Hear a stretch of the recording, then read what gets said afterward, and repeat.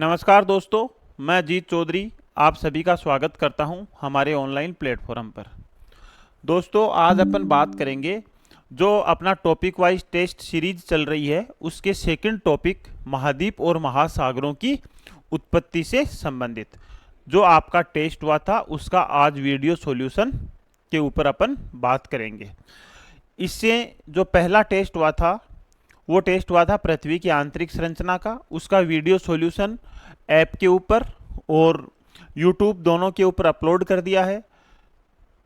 जिन भी स्टूडेंट्स को हमारी टेस्ट सीरीज ज्वाइन करनी है वो एक बार हमारे ऐप को डाउनलोड करके विजिट कर सकते हैं। दूसरी एक महत्वपूर्ण सूचना आपके लिए कि पिछले 2-3 दिन से अपना जो ऐप है आई क्लासेज उसमें कुछ टेक्निकल इशू चल रहे हैं। कुछ टेक्निकल इशू पहले से थोड़े बहुत उसमें थे भी, तो अभी क्या किया जा रहा है उस पूरे ऐप को वापस से बिल्ड किया जा रहा है। तो बहुत सारे स्टूडेंट हैं जिन्होंने फीस जमा करवा दी है और उनकी टेस्ट सीरीज शो नहीं हो रही है। वो किसी एक की नहीं, वो किसी की ही नहीं हो रही है। तो आप लोगों से रिक्वेस्ट है कि हमें 1-2 दिन का टाइम दीजिए। हम आपसे फीस लेते हैं आपको पढ़ाने के लिए, आपको परेशान करने के लिए हम फीस नहीं लेते हैं। और हमारी 100% कोशिश भी यही रहती है कि आप 1% भी हमारी वजह से परेशान नहीं हो, बल्कि हम तो ये चाहते हैं कि आपको अफोर्डेबल प्राइस में शानदार कंटेंट दिया जाए।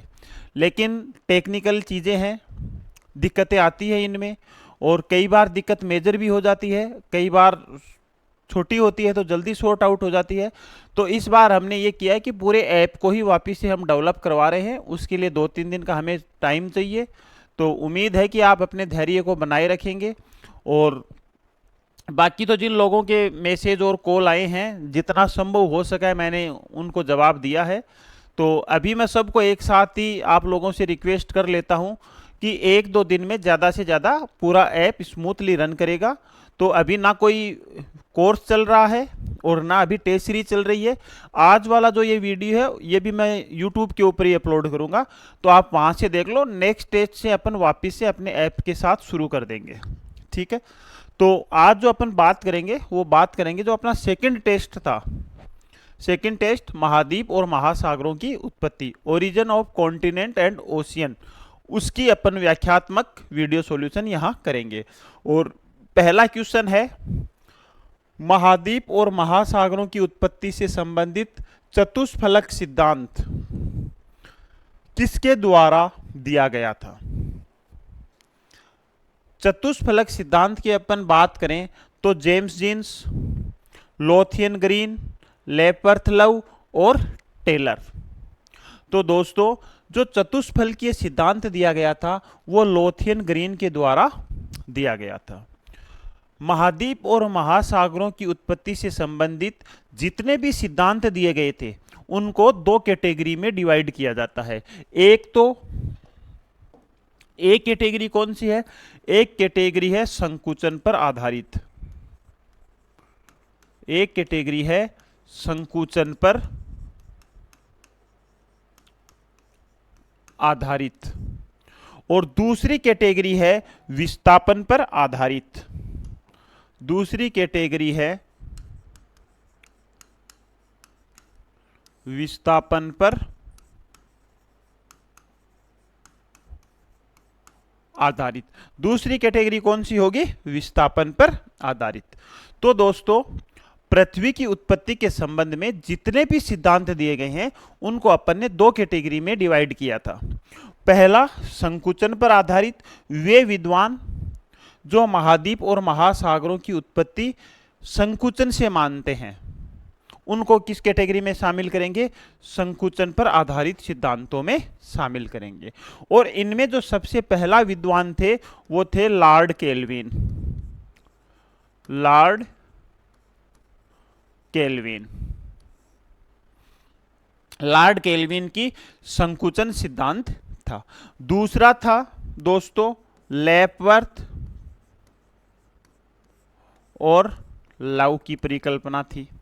लेपर्थ-लव ने महाद्वीप और महासागरों की उत्पत्ति वलन की क्रिया के द्वारा मानी है। चौथे कौन से, तीसरे कौन से थे, लोथियन ग्रीन थे। लोथियन ग्रीन जिनकी चतुष्फलकीय परिकल्पना थी। फिर लोथियन ग्रीन की ही चतुष्फलकीय परिकल्पना में संशोधन किया था ग्रेगरी महोदय ने। तो अपन ग्रेगरी भी यहां नाम लिख सकते हैं, लेकिन ग्रेगरी की भी जो संकल्पना थी वो चतुष्फलकीय संकल्पना ही थी। उसके बाद में जेम्स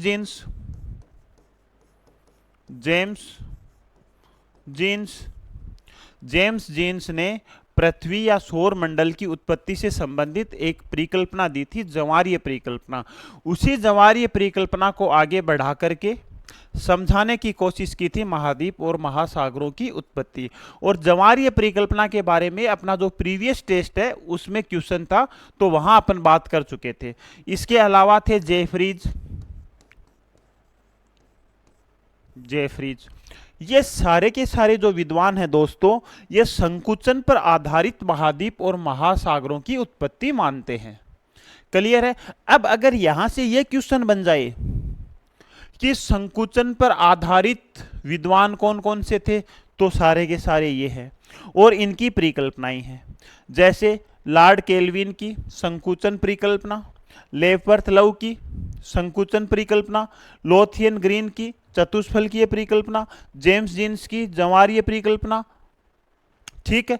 दूसरे अगर अपन बात करें तो अपन बात करेंगे विस्थापन पर आधारित सिद्धांतों की।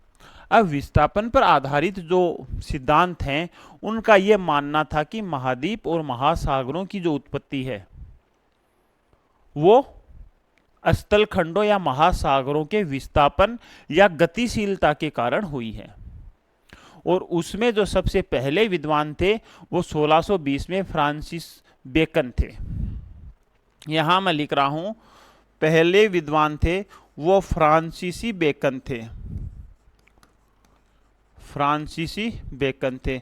और फ्रांसीसी बेकन ने 1620 में अपना मत प्रस्तुत किया था या अपना विचार दिया था महाद्वीपों के विस्थापन में। ठीक है। दूसरा थे बफन, और बफन आए थे 1730 में, इसके 110 साल बाद में। फिर आए थे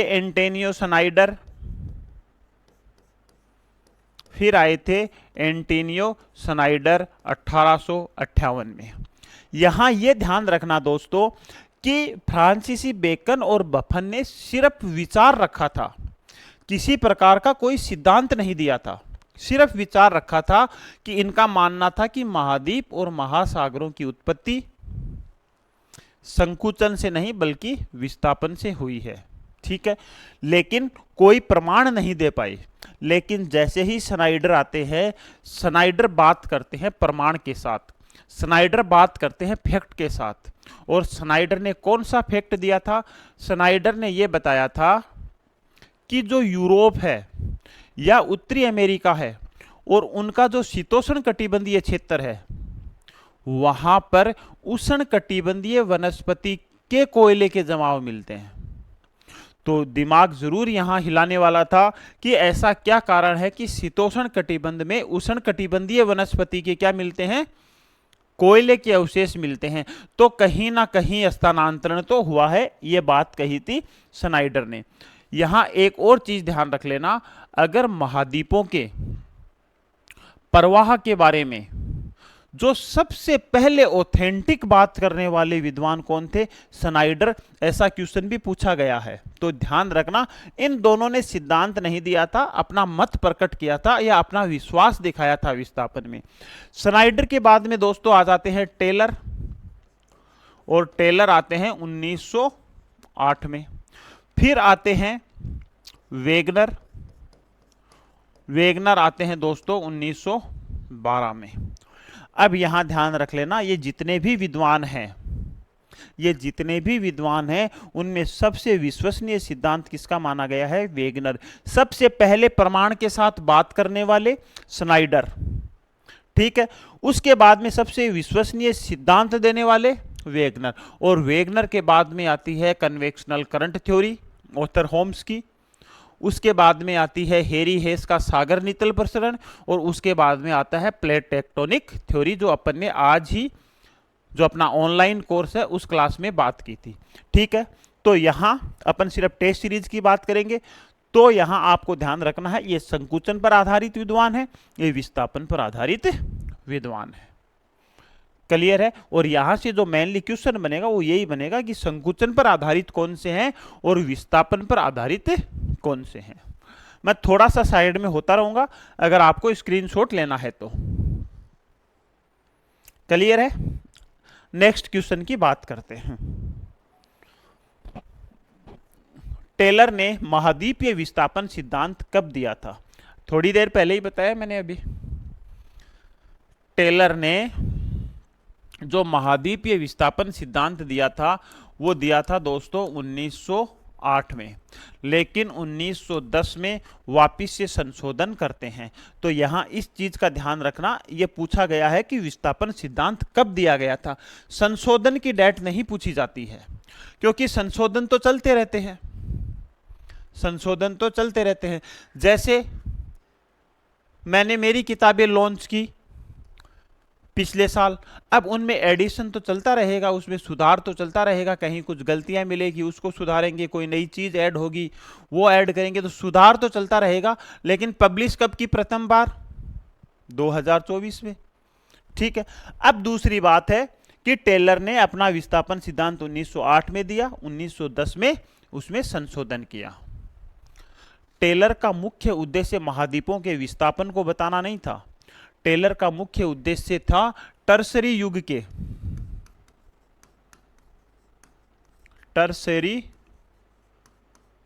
के मोड़दार पर्वतों की व्याख्या करना। टर्सरी युग के मोड़दार पर्वतों की व्याख्या करना। यह भी क्वेश्चन कई बार पूछा जाता है दोस्तों। अपना वीडियो सॉल्यूशन का उद्देश्य यही है कि उस चैप्टर से जितने भी क्वेश्चन बन सकते हैं वो बताने की अपनी कोशिश होती है। तो ठीक है, सेकंड क्वेश्चन क्लियर है। टेलर ने अपना सिद्धांत कब दिया था? 1908 में दिया था। टेलर ने 1910 में संशोधन किया था।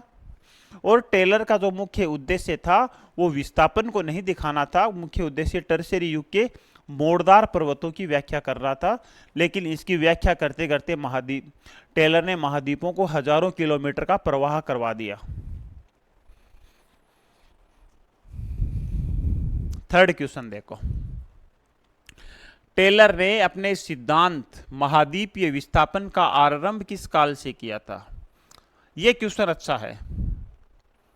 उद्देश्य क्या था? देखो, अभी मैंने थोड़ी देर पहले आपको उद्देश्य बताया है, न कि अपना सिद्धांत किस काल में शुरू किया था।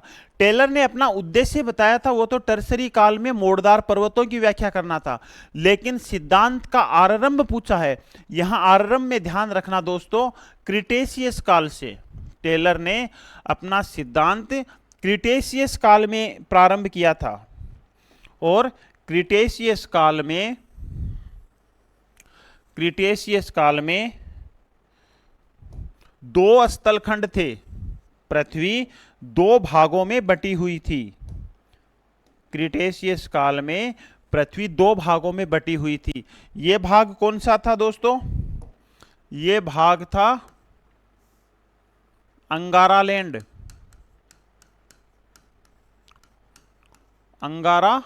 लैंड, या इसी को ही बोलेंगे लोरेशिया, या इसी को ही क्या बोलेंगे?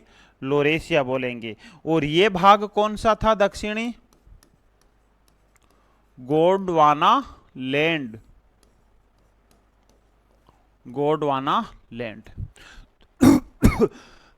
टेलर ने अपना जो सिद्धांत है महाद्वीपीय विस्थापन, उसकी जो उत्पत्ति या उसका जो आरंभ माना था वो क्रिटेशियस काल से माना था।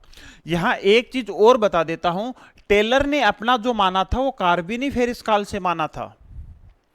तीनों में कंफ्यूज नहीं होना आपको। देखो, टर्शियरी काल में टेलर का उद्देश्य था टर्शियरी काल के मोड़दार पर्वतों की व्याख्या करना। लेकिन अपने सिद्धांत का प्रारंभ किया था क्रिटेशियस काल से, और वेगनर ने अपने सिद्धांत का प्रारंभ किया था कार्बोनिफेरस काल से।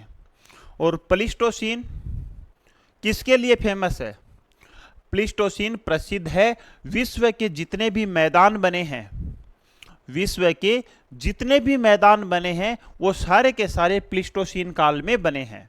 अपन ने पढ़ा था ना इंडियन ज्योग्राफी में, उत्तर के विशाल मैदान का निर्माण कौन से काल में हुआ है? प्लीस्टोसीन काल में हुआ है।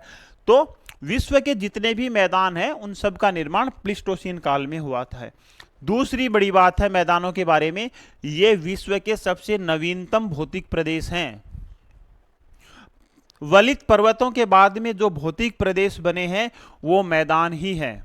ठीक है, खैर इस पे अपन नहीं जाएंगे। तो तीनों में आप डिफरेंस समझ गए थे। टर्सरी काल में टेलर का उद्देश्य था टर्सरी काल के मोड़दार पर्वतों की व्याख्या करना। क्रिटेशियस काल में टेलर अपने सिद्धांत का प्रारंभ करते हैं। कार्बोनिफेरस काल से वेगनर अपने सिद्धांत का प्रारंभ करते हैं। क्लियर है?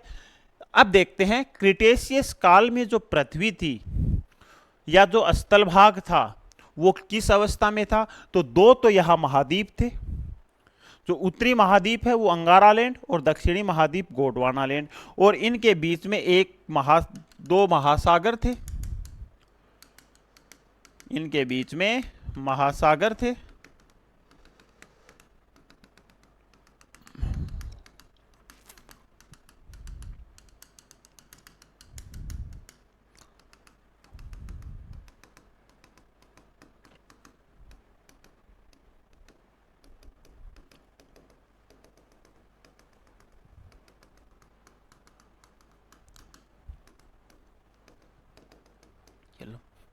एक महासागर था कौन सा?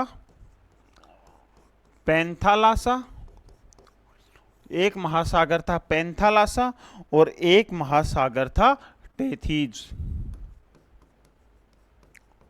टेथीज सागर। ठीक है, ये स्थिति थी क्रिटेशियस काल में पृथ्वी की। बाद में क्या होता है?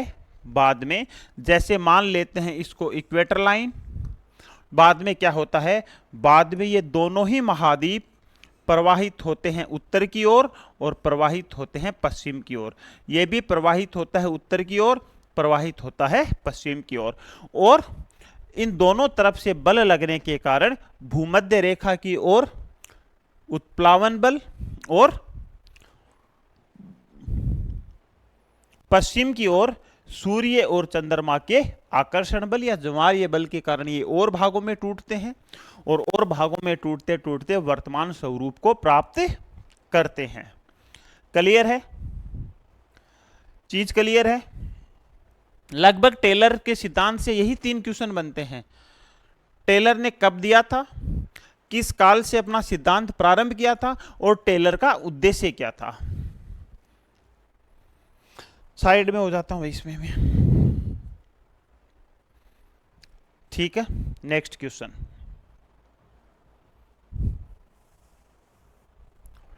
नेक्स्ट क्वेश्चन क्या है?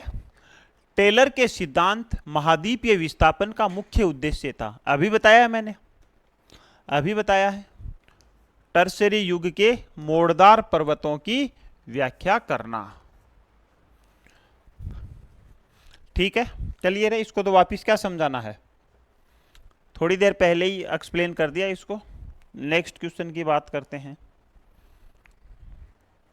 निम्न में से कौन सा विद्वान संकुचन पर आधारित सिद्धांतों में विश्वास करने वाला नहीं है? अब देखो वही क्वेश्चन आ गया ना। अब वो अगर इंडेक्स आपके याद रहेगी तो आपके इस टाइप के क्वेश्चन गलत नहीं होंगे। निम्न में से कौन सा विद्वान संकुचन पर आधारित सिद्धांतों में विश्वास करने वाला, इस वर्ड को ध्यान से पढ़ोगे एग्जाम हॉल में। जिन लोगों की अच्छी तैयारी होती है वो यही मात खाते हैं, इसी वर्ड के ऊपर मात खाते हैं, है या नहीं है।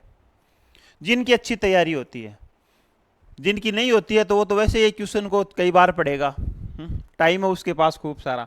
तो देखो, फ्रांसीसी बेकन किसमें विश्वास करता है? विस्थापन में सबसे पहले विश्वास दिखाने वाले विद्वान ही बेकन थे। और कब दिखाया था? दिखाया था 1620 में। फिर लोथियन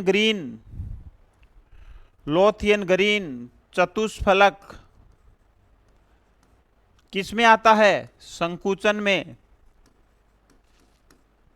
दूसरा लॉर्ड केल्विन लेफवर्थलऊ किस में आते हैं? संकुचन में। तो आंसर क्या हो जाएगा इसका? इसका आंसर फ्रांसिस बेकन हो जाएगा सीधा सीधा, क्योंकि तीन जो विद्वान हैं वो तो किस में विश्वास कर रहे थे? वो तो संकुचन में विश्वास कर रहे थे। ठीक है, नेक्स्ट क्वेश्चन की अपन बात करते हैं। नेक्स्ट क्वेश्चन है, लेपर्थ व लव की परिकल्पना के आधार पर महाद्वीप व महासागरों का निर्माण हुआ है। लेपर्थ लव, पहले तो किस में चले जाएंगे? ये संकुचन में चले जाएंगे। दूसरा, महाद्वीप और महासागरों का जो निर्माण हुआ है वो किस वजह से हुआ है? बताओ। सबसे पहली परिकल्पना दी थी लॉर्ड केल्विन ने। लॉर्ड केल्विन ने क्या बताया था कि पृथ्वी एक निहारिका से अलग हुई थी और उसमें संकुचन पड़ने से क्या हुआ? कुछ स्थान नीचे धंस गए, कुछ स्थान ऊपर उठ गए, या कुछ स्थान अपने यथास्थान पर रहे। जो स्थान नीचे धंसे थे उसमें पानी भरने की वजह से महासागर बन गए। ये लॉर्ड केल्विन ने कहा था। लॉर्ड केल्विन के बाद में दूसरे नंबर पर लेफवर्थ और लव आते हैं, और उन्होंने क्या बताया है कि पृथ्वी जो है वो एक जो तप्त निहारिका है उससे अलग होती है। ये क्या है? निहारिका है, और इस निहारिका से अलग हो जाती है पृथ्वी। इस निहारिका से अलग क्या हो जाती है? अलग हो जाती है पृथ्वी। और पृथ्वी प्रारंभ में कैसी थी? प्रारंभ में गोल थी प्लस तप्त थी। गोल थी प्लस तप्त थी।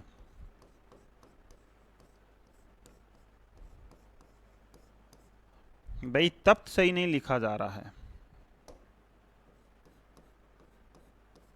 तप्त थी। फिर क्या होता है? फिर इसमें धीरे धीरे होता है संकुचन। फिर इसमें धीरे धीरे क्या होता है? इसमें धीरे धीरे होता है दोस्तों संकुचन। इसमें क्या होता है? संकुचन। और यह संकुचन क्यों होता है? तापमान में कमी के कारण। चीज को समझना शॉर्ट में, तापमान में कमी के कारण। मेरे हिसाब से ये इस तरीके से आप शॉर्ट नोट्स भी बनाओगे ना क्वेश्चन के साथ साथ, यकीन मानिए आपका 90% काम हो जाएगा। अगर आपने पूरी टॉपिक वाइज टेस्ट सीरीज ढंग से अगर तैयार की है, ढंग से टेस्ट दिए हैं, वीडियो सॉल्यूशन देखा है और उसके नोट्स बनाई हैं, यकीन मानिए आपका 90% काम हो जाएगा। पेपर देने के बाद में आप मेरे से कांटेक्ट कर लेना, आपके 90% से भी ज्यादा क्वेश्चन मिल जाएंगे इनमें से। ठीक है, अब देखो संकुचन किससे होता है? तापमान में कमी के कारण। अब यहां क्या बताया था लेफवर्थ लव ने कि पृथ्वी में तापमान में कमी आने के कारण संकुचन होता है, और संकुचन होने की वजह से इसमें वलन पड़ते हैं। क्लियर है? अब जैसे ही संकुचन हुआ है तो इसमें क्या होते हैं? वलन पड़ते हैं। वलन का मतलब क्या होता है दोस्तों? कि धरातल का भाग मुड़ जाना, या कहीं से नीचे हो जाना, कहीं से ऊपर हो जाना, कहीं से नीचे हो जाना, कहीं से ऊपर हो जाना।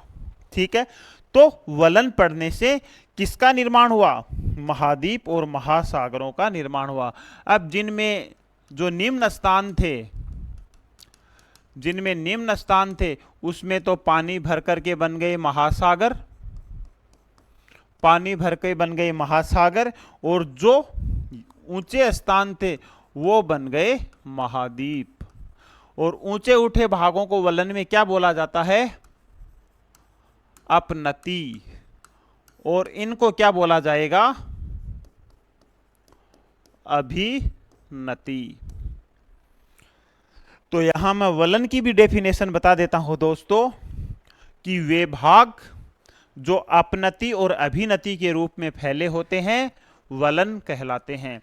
या वलित पर्वत क्या होते हैं? वे पर्वत श्रृंखलाएं जो अपनति और अभिनति के रूप में फैली होती हैं वलित पर्वत श्रृंखलाएं कहलाती हैं।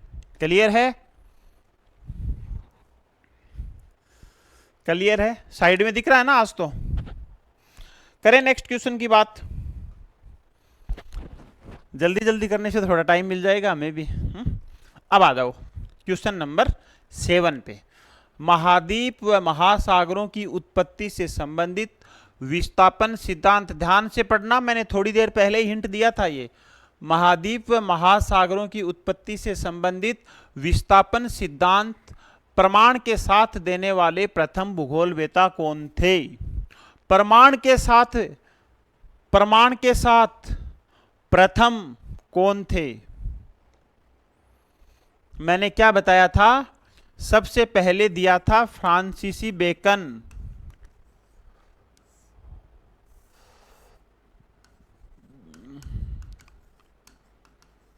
फ्रांसीसी बेकन 1620। फिर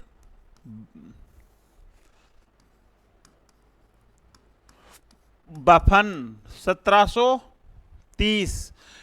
इन दोनों ने कोई प्रमाण की बात नहीं की थी। इन दोनों ने सिर्फ क्या कहा था? ये कहा था कि महाद्वीप और महासागरों का निर्माण संकुचन से नहीं विस्थापन से हुआ है, लेकिन प्रमाण नहीं दे पाई। उसके बाद में आते हैं एंटोनियो स्नाइडर। और कब आते हैं? 1858 में। और स्नाइडर ने क्या कहा था दोस्तों कि यूरोप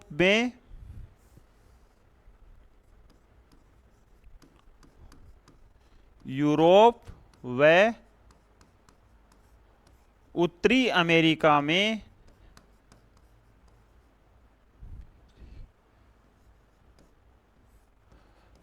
अमेरिका में शीतोष्ण कटिबंधीय क्षेत्रों में शीतोष्ण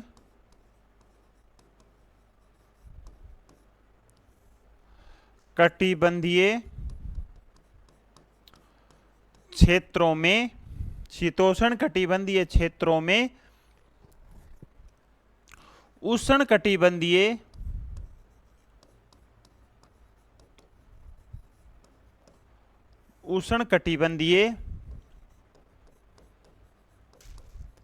वनस्पति के कोयले के अवशेष मिलना। कोयले के अवशेष मिलना, ये बात प्रमाण के साथ बात की थी। ठीक है? क्लियर है? उसके बाद में टेलर आ जाते हैं और उसके बाद में वेगनर आ जाते हैं।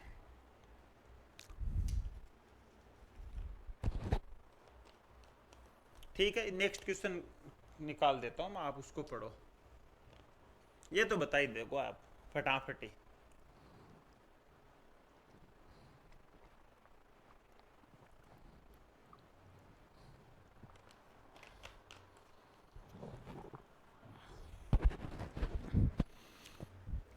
सुपर कॉन्टिनेंट या महान महाद्वीप का सर्वप्रथम विभाजन कितने भागों में हुआ था? बताओ। बहुत ही सिंपल सा आंसर है, 2। एक बात और है कि आप लोगों के अगर मैसेज या कॉल आते हैं, वो मैं लगभग तो कोशिश यही करता हूं कि उसी दिन क्लियर हो। अगर कोई किसी को जवाब नहीं दे पाते हैं तो नेक्स्ट दिन आएगा या उससे नेक्स्ट दिन आएगा, उसके पास कॉल या मैसेज का जवाब पक्का आएगा। इसके साथ ही आप टेलीग्राम के ऊपर क्वेश्चन भेजते हो, जब भी टेलीग्राम को मैं देखता हूं उनका आंसर ज़रूर आपको दिया जाता है। और कोशिश भी यही रहती है कि हर क्वेश्चन का आंसर किया जाए, लेकिन कुछ क्वेश्चन इस टाइप के भी आ जाते हैं जिनको थोड़ा बहुत कैलकुलेशन उनकी देखनी भी पड़ती है। तो हो सकता है उनके जवाब अभी नहीं दिया जाए, आगे दिया जाएगा। ध्यान में मेरे सारी चीज़ें रहती हैं, तो ये मत मानना कि भाई मैं जवाब नहीं दे रहा हूँ या आपके कॉल का जवाब नहीं दे रहा हूँ। दूसरी बात है कि क्लासें इतनी हैं दिन में कि पूरे दिन का शेड्यूल बिजी रहता है। अपने प्लेटफॉर्म के ऊपर 3 क्लासें हो जाती हैं, फर्स्ट ग्रेड की हो जाती है, यूजीसी नेट की हो जाती है, आरपीएससी कॉलेज लेक्चरर की हो जाती है। अभी जो हरियाणा असिस्टेंट प्रोफेसर की है उसकी क्लास शुरू करेंगे। कलाम एकेडमी सीकर में यूजीसी नेट बैच में क्लास हो जाती है। टॉपर्स नोट्स में यूपीएससी की क्लास हो जाती है। तो इनको अल्टरनेट तरीके से मैनेज कर रखा है। तो आप थोड़ा सा आप खुद भी मैनेज करें। बाकी मेरी कोशिश यही रहती है कि मैं आपसे डायरेक्ट कनेक्ट रहूं। ठीक है, क्या आ जाते हैं अपन अपने सुपर कॉन्टिनेंट। देखो दोस्तों, बात करें कार्बोनिफेरस काल की, बात करें, मेरे तो एक ही दिक्कत है, बोर्ड के ऊपर जब राइटिंग अच्छी नहीं आती है तो थोड़ा सा मेरे को सही नहीं लगता है, और राइटिंग है भी खराब। बात करें अपन कार्बोनिफेरस काल की, कार्बोनिफेरस काल की।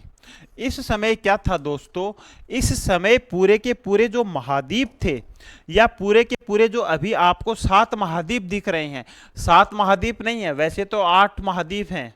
एक महाद्वीप जलमग्न है जिसको जिलैंडिया नाम से जाना जाता है। ऐसी चीज़ों की जल्दी ही सीरीज शुरू करेंगे यूट्यूब के ऊपर। दूसरी चीज़, मैं जल्द ही यूट्यूब के ऊपर 6th क्लास से 12th क्लास तक की एनसीईआरटी शुरू कर रहा हूँ। अभी तक जो ट्रेंड देखा गया है वो यही देखा गया है कि जो एनसीईआरटी होते हैं वो यूपीएससी या स्टेट पीसीएस की तैयारी करने वाले स्टूडेंट पढ़ते हैं। लेकिन मेरा ये मानना है कि अगर सब्जेक्ट के हिसाब से देखा जाए, पर्टिकुलर एक सब्जेक्ट के हिसाब से देखा जाए, तो फर्स्ट ग्रेड और यूजीसी नेट या आरपीएससी कॉलेज लेक्चरर वाले उनसे ज़्यादा लेवल के क्वेश्चन अटेम्प्ट करते हैं। तो उनका भी बेस क्लियर होना उतना ही ज़रूरी है जितना यूपीएससी की तैयारी करने वाले लोगों के लिए। तो आप लोगों के लिए मैं जल्द ही शुरू कर रहा हूँ 6th क्लास से 12th क्लास तक की एनसीईआरटी। तो वो हमारा एक नया एनसीईआरटी का चैनल रहेगा, तो उससे भी आप जुड़ करके हमें मोटिवेट करें। ठीक है। दूसरी चीज़, आप जो भी क्लासें देखते हो उनको शेयर किया करो, कमेंट अपने किया करो, और चाहे ऐसे ही कर दिया करो कि हम क्या सुधार कर सकते हैं, क्योंकि हम आपके लिए काम कर रहे हैं। और आप लोग अगर हमें कोई सुझाव ऐसा दें जिससे हमें लगता है कि हमें अपनी टीचिंग में ऐड करना चाहिए, तो हम ज़रूर करेंगे। तो आपको क्लास कैसी लगती है, वीडियो सॉल्यूशन टेस्ट सीरीज का कैसा लग रहा है, इसको ज़्यादा से ज़्यादा आप कमेंट के माध्यम से हमें बताएं, ज़्यादा से ज़्यादा लोगों को शेयर करें अगर अच्छी है तो। बेकार चीज़ को तो अपन शेयर करते ही नहीं है। और अगर आपको हमारी मेहनत में कहीं कमी लग रही है, अगर आपके दिल से ये आवाज़ आ रही है कि रियल में कमी लग रही है, तो आप शेयर ना करें। लेकिन आपको ये लग रहा है कि हम मेहनत के साथ प्रयास कर रहे हैं, तो आप थोड़ा सा उसको आगे शेयर करें, यही आपका सहयोग रहेगा। ठीक है। अब अपन बात क्या कर रहे थे, कार्बोनिफेरस काल की बात कर रहे थे। कार्बोनिफेरस काल में अपने जितने भी 7 महाद्वीप हैं, 7 महाद्वीप एक जगह विद्यमान थे। 7 महाद्वीप एक जगह विद्यमान थे, और इसको कहा गया था पेंजिया। इसको क्या कहा गया था, पेंजिया। और इसके चारों ओर, इसके चारों ओर एक महासागर था, इसके चारों ओर एक महासागर था, जिसको क्या कहा गया था, जिसको कहा गया था पैंथालासा।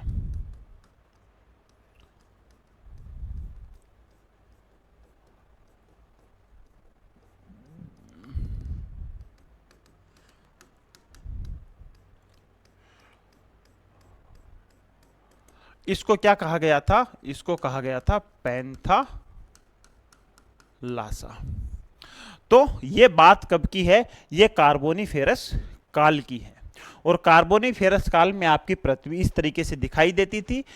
7 के 7 महाद्वीप एक जगह थे, जिसको क्या बोला गया, पेंजिया। और पेंजिया के चारों ओर एक महासागर था जिसको बोला गया पैंथालासा।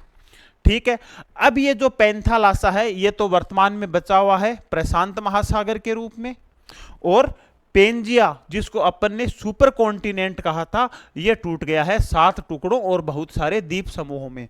उसके बाद में क्या होता है दोस्तों, उसके बाद में ये जो पेंजिया है ये 2 टुकड़ों में टूटता है। एक तो अंगारा लैंड, मैं थोड़े से बड़े बना देता हूं ताकि नाम अंदर ही लिख दे। एक तो अंगारा लैंड और एक गोंडवाना लैंड। अंगारा लैंड और गोंडवाना लैंड। अब ये जो आपका महासागर था ये भी 2 भागों में आ गया था। एक जगह तो इसको कहा गया टेथिस सागर, क्योंकि पेंजिया के टूटने से बीच में एक खाई का निर्माण हुआ और उस खाई में फिर पैंथालासा का पानी आ गया। उस खाई में फिर पैंथालासा का पानी आ गया।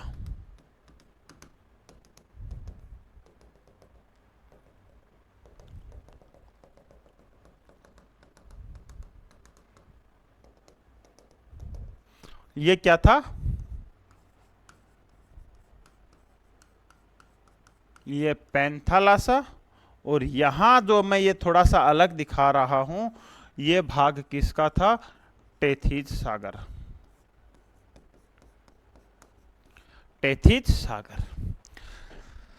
तो सुपर कॉन्टिनेंट का सर्वप्रथम विभाजन 2 टुकड़ों में होता है। उसके बाद में क्या होता है, ये टुकड़े और टूटते हैं, ये टुकड़े और टूटते हैं और इनसे तो बन जाता है नॉर्थ अमेरिका, ग्रीनलैंड और यूरोप और एशिया, जबकि इससे बन जाता है साउथ अमेरिका, अफ्रीका, अंटार्कटिका, प्रायद्वीपीय भारत और ऑस्ट्रेलिया।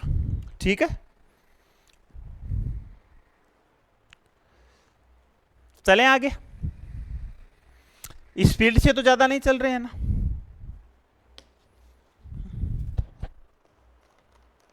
चलो नेक्स्ट क्वेश्चन बताओ। महाद्वीप व महासागरों के विस्थापन को लेकर के सबसे विश्वसनीय सिद्धांत, थ्योरी मैं पहले करवा चुका हूं इसकी।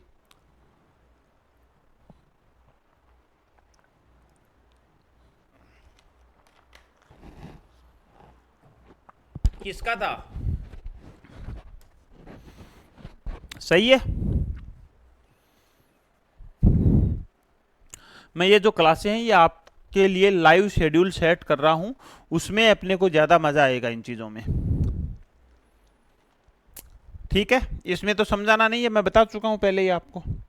अब आ जाओ, वेगनर ने महाद्वीपीय विस्थापन सिद्धांत कब दिया था, ये अच्छा क्वेश्चन आया है। फिर बताओ कब दिया था।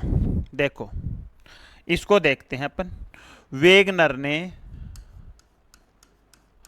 सर्वप्रथम अपना जो सिद्धांत दिया था वो 1912 में दिया था। 1912 के बाद में 1915 और 1920 में क्या होता है, संशोधन होता है। 1912 और 1920 में संशोधन होता है। यहां क्या है, सिद्धांत दिया। लेकिन यहां समस्या थी दोस्तों। समस्या क्या थी, समस्या ये थी कि वेगनर था जर्मनी का, और वेगनर ने जितनी भी बातें लिखी थी वो जर्मनी भाषा में लिखी थी। तो इस वजह से 1920 तक इस सिद्धांत की तरफ किसी का ध्यान नहीं गया। लेकिन क्या होता है, होता यह है 1924 में एक विद्वान है स्कलर, एक विद्वान है स्कलर, और उनकी एक पुस्तक है महाद्वीप व महासागरों की उत्पत्ति। महाद्वीप व महासागरों की उत्पत्ति, इनकी एक ये क्या है, पुस्तक है। और इस पुस्तक में वेगनर के सिद्धांत का क्या किया था, वेगनर के सिद्धांत का अंग्रेजी में अनुवाद किया था। अंग्रेजी में अनुवाद किया था। और जैसे ही अंग्रेजी में अनुवाद किया तो ये वेगनर का महाद्वीपीय विस्थापन सिद्धांत पूरी दुनिया में छा गया। और ऐसा प्रमाण के साथ वेगनर ने बात की कि इस सिद्धांत की जो महत्ता है वो आज तक बनी हुई है। ठीक है, खैर उसके बाद में कई सिद्धांत जरूर आ गए, लेकिन उन सिद्धांतों का भी बेस आज भी वेगनर का महाद्वीपीय या वेगनर की कॉन्टिनेंटल ड्रिफ्ट थ्योरी है। क्लियर है? क्लियर है? तो सिद्धांत कब दिया था? 1912 में। 1920 में संशोधन किया था। 1924 में स्कलर ने अंग्रेजी में संशोधन किया था। क्लियर है? और 1910 किसके लिए फेमस है? टेलर ने अपने सिद्धांत का संशोधन किया था। टेलर ने अपना सिद्धांत दिया था 1908 में। देखो सारी डेट रिकॉल हो गई ना फिर से। नेक्स्ट क्वेश्चन की बात करते हैं। वेगनर ने महाद्वीपों के भूमध्य रेखा की ओर प्रवाह के लिए कौन से बल को जिम्मेदार बताया था? थोड़ी देर पहले मैंने यह बताया था कि एक तरफ क्या था? गोंडवाना लैंड, एक तरफ क्या था? अंगारा लैंड।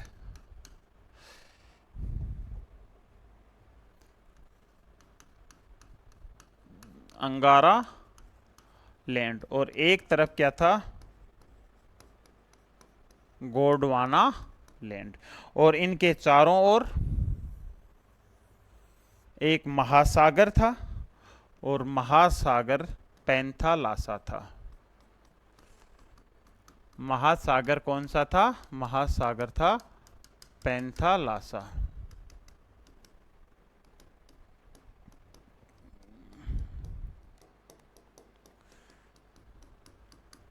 पैंथालासा। तो वेगनर ने यह बताया था और टेलर ने भी यह बताया था कि इन दोनों महाद्वीपों का प्रवाह एक तो हुआ था विषुवत रेखा की ओर। ये कौन सी थी? ये 0 डिग्री। तो एक तो इनका प्रवाह हुआ था किसकी ओर? विषुवत रेखा की ओर। दोनों का ही प्रवाह हुआ था। और एक प्रवाह हुआ था इनका पश्चिम की ओर।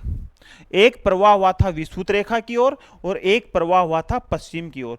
विषुवत रेखा की ओर जो प्रवाह हुआ था दोस्तों, विषुवत रेखा की ओर जो प्रवाह हुआ था वो उत्प्लावन बल के कारण हुआ था।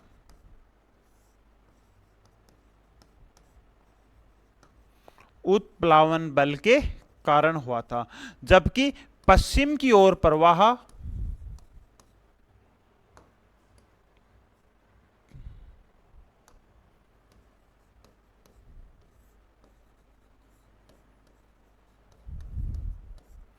पश्चिम की ओर प्रवाह हुआ था सूर्य व चंद्रमा की ज्वारीय शक्ति के कारण। ठीक है, आपसे एक क्वेश्चन है, आप मेरे को कमेंट सेक्शन में ही बताओगे कि सूर्य व चंद्रमा की ज्वारीय शक्ति में से किसकी ज्वारीय शक्ति ज्यादा काम करेगी? बाद में मेरे को याद दिला देना, नेक्स्ट में मैं बता दूंगा। ठीक है, क्लियर है यहां तक? तो कौन सा होगा? भूमध्य रेखा की ओर उत्प्लावन बल, जबकि ज्वारीय बल होगा पश्चिम की ओर। एक है फ्रिक्शन फोर्स और एक है आकर्षण बल। ठीक है, क्वेश्चन नंबर 12 थोड़ा थ्योरी के ऊपर आधारित है और ऐसे क्वेश्चन तभी सही होंगे जब आपका कॉन्सेप्ट क्लियर होगा। वेगनर ने अपने सिद्धांत के बारे में कौन सा प्रमाण सही नहीं है, या वेगनर के महाद्वीपीय विस्थापन सिद्धांत के बारे में ये 4 प्रमाण दिए गए हैं, इनमें से कौन सा सही नहीं है। अब अपने को सारी वो चीजें याद करनी पड़ेगी जो वेगनर ने अपने सिद्धांत में प्रमाण के तौर पर दी थी। और क्या दिया था? पहली बात, ये सही है, अफ्रीका, दक्षिणी अमेरिका, प्रायद्वीपीय भारत में हिमानी के निक्षेप मिलते हैं। लेकिन ये आज तीनों की तीनों महाद्वीप उष्ण कटिबंध में हैं।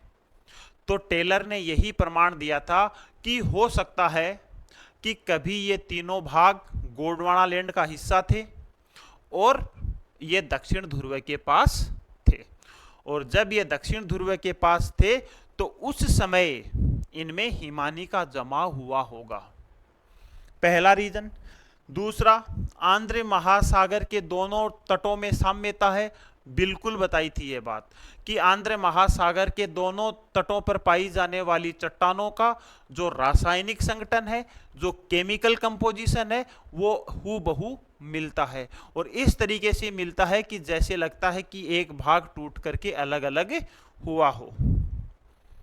थर्ड, अफ्रीका का पश्चिमी भाग और दक्षिणी अमेरिका का पूर्वी भाग आपस में मिलाया जा सकता है, बिल्कुल मिलाया जा सकता है। इसी के आधार पर ही जिगसा फिट थ्योरी दी थी। जिगसा फिट का मतलब इन महाद्वीपों को एक दूसरे के साथ फिट किया जा सकता है। इस तरीके से बताया था कि दक्षिणी अमेरिका को अफ्रीका के साथ फिट किया जा सकता है। क्लियर है? फोर्थ क्या है? फोर्थ गलत हो जाएगा क्या? अपने आप ही हो जाएगा, उसमें दिमाग ही नहीं लगाना है। अगर नीचे ABCD या 1 2 3 4 वाले ऑप्शन नहीं दिए हुए हैं, महाद्वीपों के विस्थापन के लिए संवहन तरंग जिम्मेदार है। बात तो सही है, ये बात में तो कोई कमी नहीं है, 100% सटीक है, इनसे ज्यादा सटीक है। लेकिन ये बात वेगनर ने नहीं की थी, ये बात किसने की थी? ये बात की थी होम्स ने। और होम्स ने अपना सिद्धांत दिया था 1928 और 29 में, कन्वेक्शनल करंट थ्योरी, और जिसमें ये बताया था कि दुर्बलता मंडल में, क्या बताया था कि दुर्बलता मंडल में जो संवहन धाराएं चलती हैं वही क्या करती हैं, वही महाद्वीप और महासागरों में गति करवाती हैं। इस चीज को मैंने डिटेल से पढ़ा रखा है अपनी थ्योरी वाली क्लासों में, ठीक है। उसकी पिक जरूर डाल दूंगा मैं टेलीग्राम चैनल पे, उसकी पिक जरूर डाल दूंगा, जो कन्वेक्शनल करंट थ्योरी है उसकी पिक जरूर डाल दूंगा मैं, ठीक है ना। तो जिन लोगों ने कोर्स नहीं ले रखा है वो भी थोड़ा बहुत समझ जाएं। अब देखो, वेगनर ने अपने सिद्धांत का प्रारंभ कौन से काल से किया था? बताया था मैंने, बहुत अच्छे से बताया था, कार्बोनिफेरस काल में। कौन से काल से किया था? कार्बोनिफेरस काल से किया था, ठीक है। और थ्योरी सेम वही रहेगी कि कार्बोनिफेरस काल में सारे स्थलखंड एक जगह थे, फिर टूटते हैं दो भागों में, और फिर टूटते हैं वर्तमान स्थिति में। सेकंड लास्ट क्वेश्चन, यदि स्थल भाग एक जगह स्थिर रहे हैं तो जलवायु कटिबंधों का स्थानांतरण हुआ है, यह कथन किसने दिया था? टेलर ने अपने सिद्धांत देने से पहले दो बातें व्यक्त की थी। टेलर ने यह बताया था कि पहली बात, या तो जलवायु कटिबंधों का स्थानांतरण हुआ है, कटिबंधों का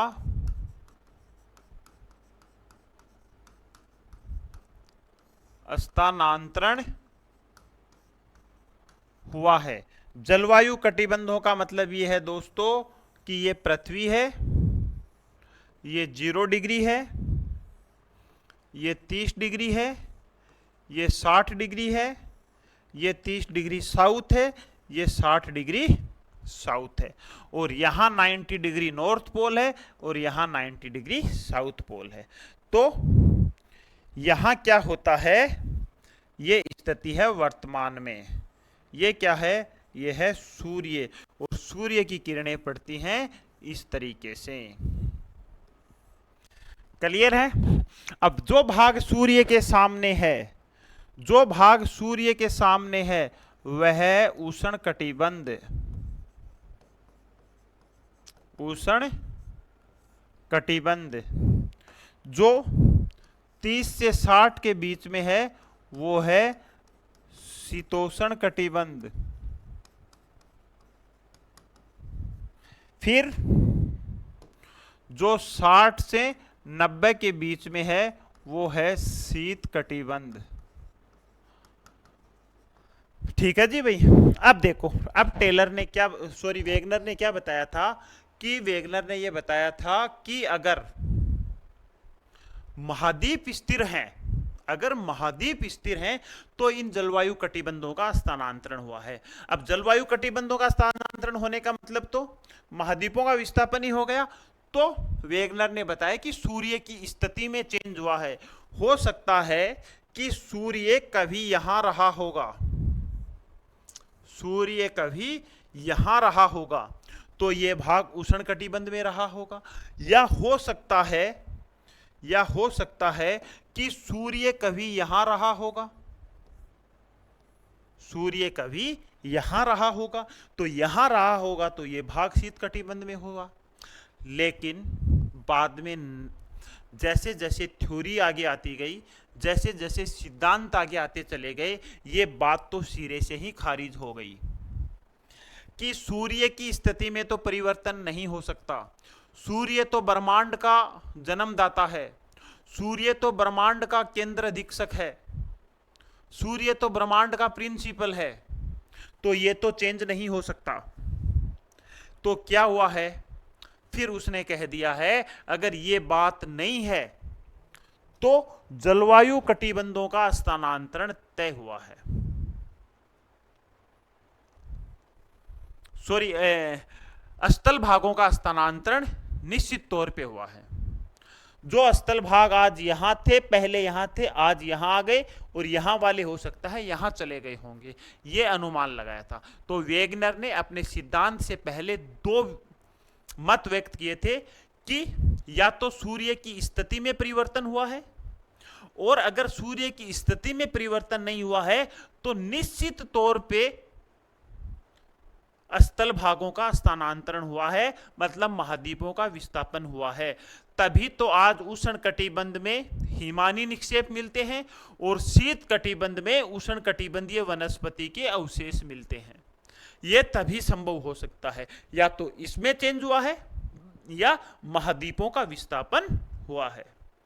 तो पहली बात उसने सिरे से खारिज कर दी कि सूर्य की स्थिति में परिवर्तन कतई नहीं हो सकता, और जो नए सिद्धांत आए हैं उसमें भी यह सिद्ध हो गया कि सूर्य अपनी जगह स्थिर है, और सूर्य में जिस दिन परिवर्तन होगा तो वो तो सब कुछ परिवर्तन ही हो जाएगा, कोई उसके लायक ही नहीं रहेगा रिसर्च करने के।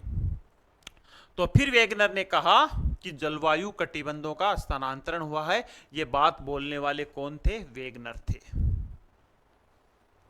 क्लियर है भाई? हाँ, हट जाता हूं।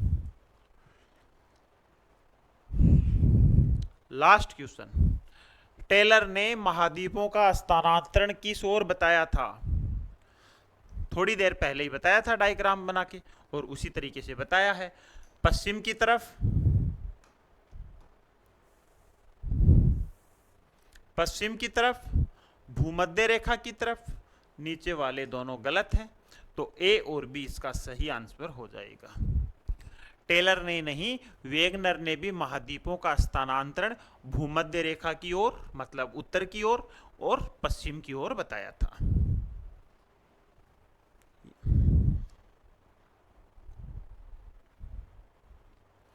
क्लियर है? तो ये अपना जो सेकंड पेपर था उसका वीडियो सॉल्यूशन था।